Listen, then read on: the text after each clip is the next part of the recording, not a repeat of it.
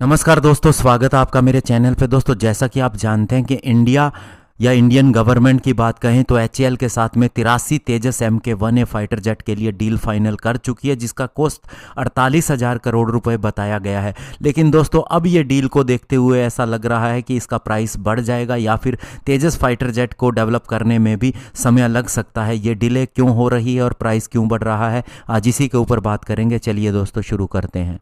तो दोस्तों, एक रिपोर्ट आई है शेफर्ड प्रेस के द्वारा, जिसके अंदर ये कहा जा रहा है कि बहुत से रॉ मटेरियल का प्राइस बढ़ रहा है, जैसे कि कार्बन कंपोसाइट, और इसका प्राइस बहुत ज़्यादा हो रहा है।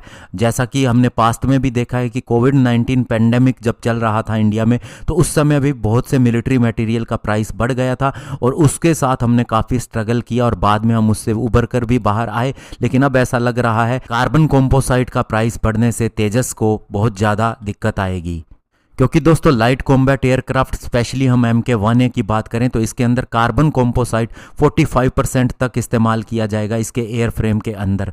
तो ऐसे में दोस्तों ये कहा जा रहा है कि फरवरी 2024 से इसकी डिलीवरी शुरू हो जाएगी।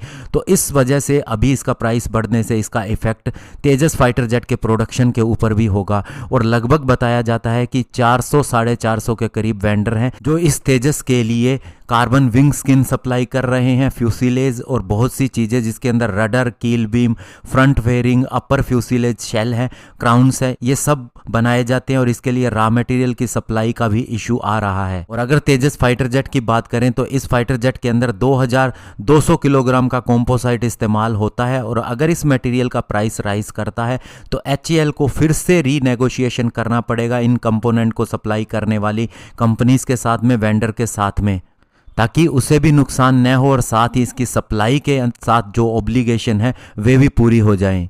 लेकिन दोस्तों ये कहा जा रहा है कि चूंकि एचएएल ऑलरेडी इंडियन एयरफोर्स के साथ में 83 LCA तेजस MK1A के लिए डील कर चुका है, तो ऐसे में इस प्राइस को भी उसे ही झेलना पड़ेगा और ऐसे में इसका मार्जिन कम हो सकता है। तो ऐसे में दोस्तों इसके लिए अब हो सकता है कि आगे चल के और नेगोशिएशन हो, लेकिन एक बात तय होनी चाहिए कि इस फाइटर जेट के प्रोडक्शन के अंदर किसी भी तरह की डिले नहीं होनी चाहिए। यही हम उम्मीद करते हैं। धन्यवाद। जय हिंद।